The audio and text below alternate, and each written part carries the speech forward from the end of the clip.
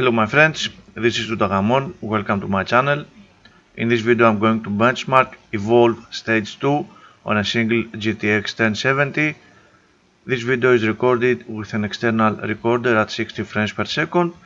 So what you will see in this video will be pure performance. I'm using a Core i5-2500. It is overclocked to 4.8 GHz. For benchmarking reasons. There we are.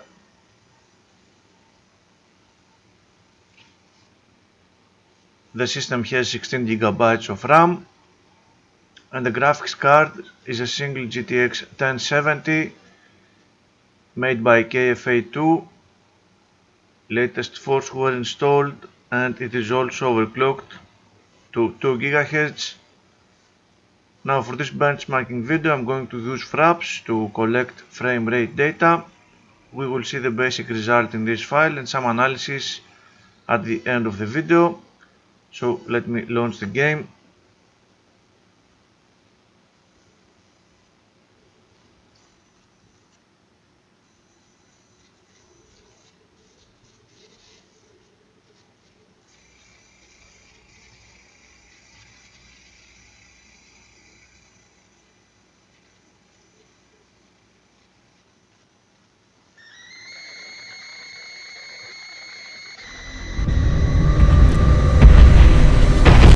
Let's skip the intro.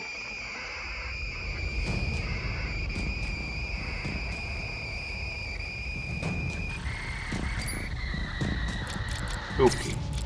Options first, 1080p resolution, very high graphics quality preset, and for the advanced settings, aside from everything being at very high, which is the maximum setting, I have also set anti-aliasing to TX anti-aliasing, so essentially we are looking at maxed out settings.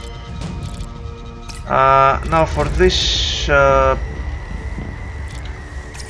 benchmark, as you can see, as you know, this game is pretty dynamic, and in order to have a decent frame rate result you need to have a specific path. So I'm going to benchmark the Markov tutorial.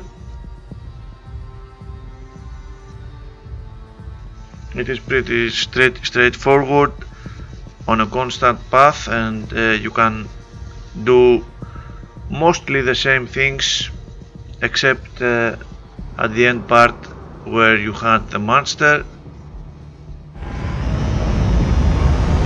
Starting the benchmark. Hey there, I'm A.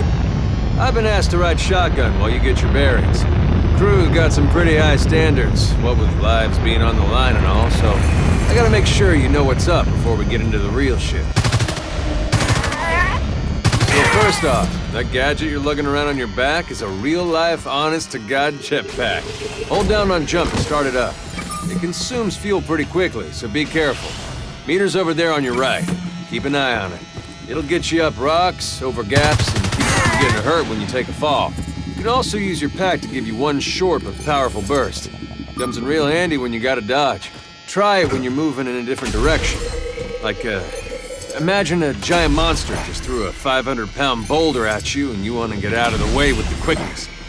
Your jetpack can also assist you in a climb, which doesn't use fuel since you're doing a lot of the work yourself.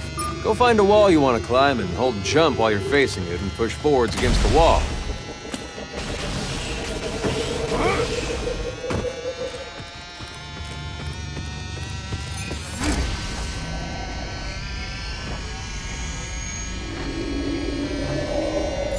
Let's talk about the gun in your primary weapon slot.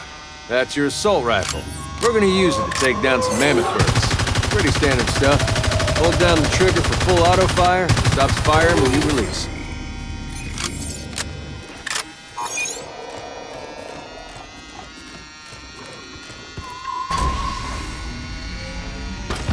Next up, let's take out your lightning gun. Check that crazy thing out. That thing will put out enough juice to power a small ship. The beam locks on your target and you hold it on there until your target dies. Now, You can only zap shit so long before you find something big enough that it just gets pissed off. Lucky for you, you've got a gadget that activates the defense matrix around your armor. Plus, of course, well, damn near anything. Pop that when you're in trouble and getting shot something that feels like a mosquito bite.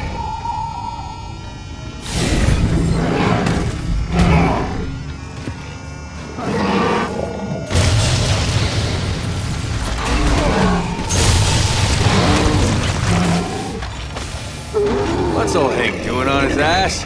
Let's go pick him up, get him to start pulling his weight around here. Hold down on the use button while you're standing over him.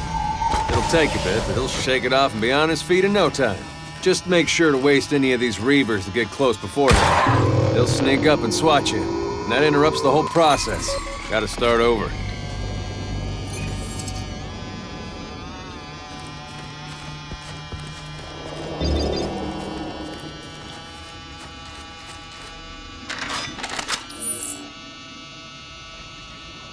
Okay, last bit of gear.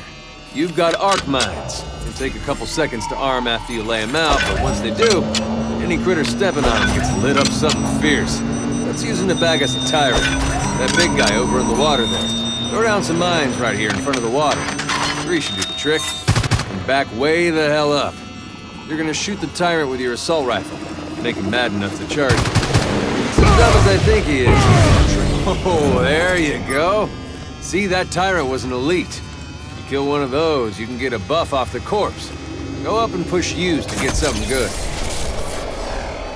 Okay, I think it's time to go and meet the rest of the crew. They're coming in on the dropship over there on the beach. You can see where they're coming in by that waypoint. Just head in that direction.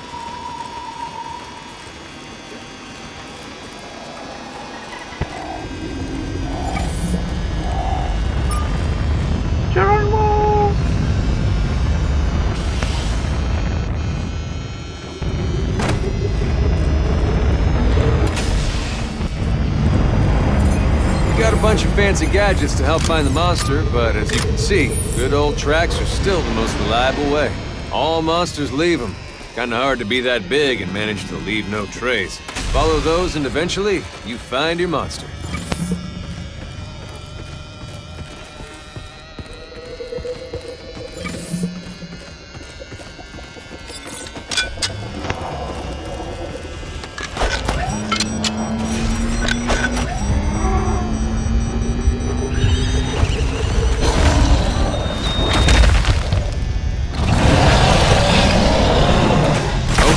Here we go. Over to truth.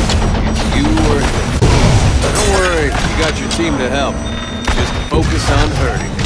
Remember to use your jetpack to dodge incoming attacks. Pop your defense matrix to mitigate damage. Trap that ugly sumbitch in the dome. Only way he's gonna hold still long enough for us to waste him.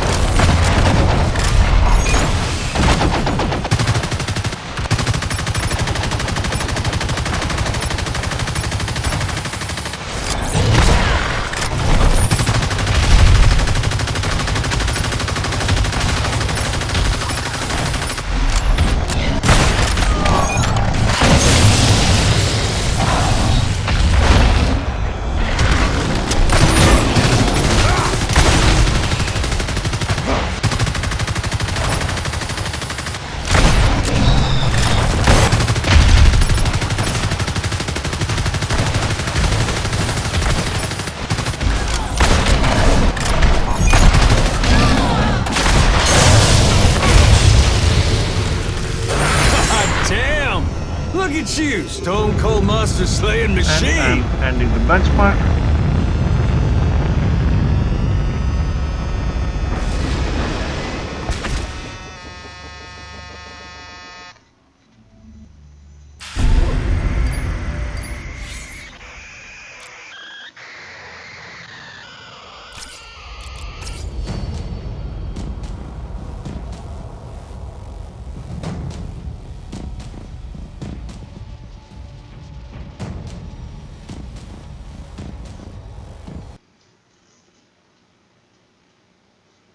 Okay, frame rate result 156 frames per second. Excellent performance. It is a CryEngine 3 game, quite decently optimized. It is not the most beautiful CryEngine 3 game you will see, but still fairly decent. Frame rate is very good, and the frame times seem to be in a good place as well, except some spikes here and there. GPU usage is at nearly maxed out. We do have some minor CPU limits during the end part. This is the part where we hunt the monster, but it is a CPU limit at 140 frames per second, so it is okay. CPU usage is quite high. The game is well threaded. CPU temps are okay. RAM usage at 4.7 gigabytes. The power of the card is nearly at 90% with some spikes of 100 at some points. GPU temps are okay. The GPU clock is at 2 GHz. We do have reached a limit and it dropped by 13 MHz, nothing too serious. Video RAM at 3 GB,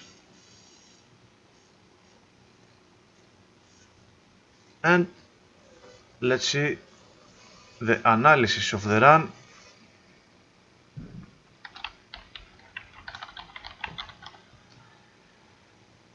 Maxed. It is maxed, so let's call it maxed. Unfortunately, I do not have any other run of this specific game, so I cannot do any comparisons. We are going to have to do with the benchmark result itself for now. 156 for the average frame rate, comparable at 122 to 123. We do have a little variability in the frame times. Surprisingly, the stuttering is higher than the variability. I did not see that coming, to tell you the truth. Let's see what Fraps has recorded. We do have this huge spike which does not allow us to see what's happening.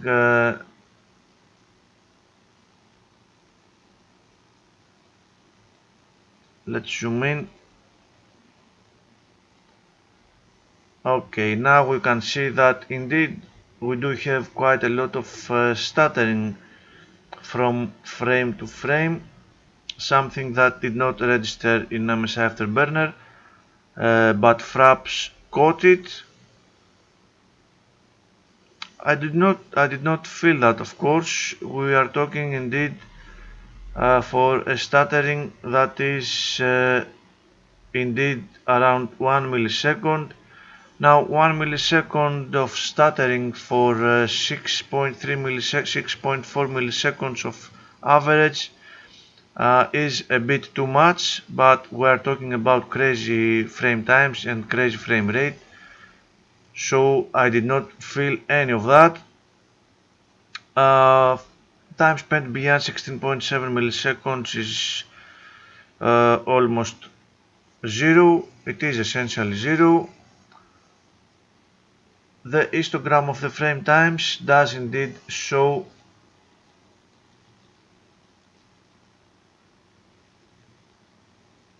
it does not let me go above that, unfortunately.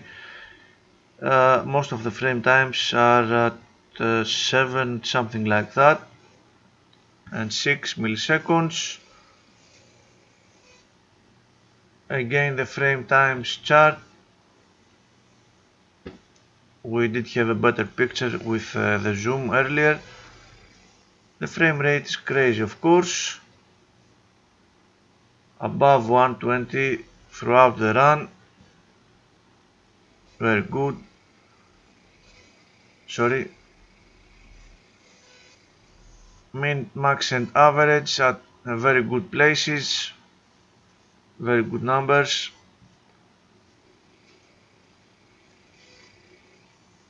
The strange variability and stuttering result. I think this is the first time that I see stuttering being higher than the variability of the frame times, but this can happen, of course. 99th percentile at 8.5 milliseconds. This alone shows the excellent performance of the game if you take out the 1 millisecond of stuttering.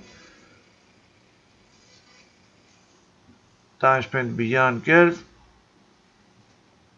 also very decent. And the comparable frame rate overlaid with the variability and the higher stuttering for this run. Unfortunately, I do not have any other runs of this exact game, but we will start with the 1070 and we will see how it goes. Thank you very much for watching, my friends. I will see you in my next video.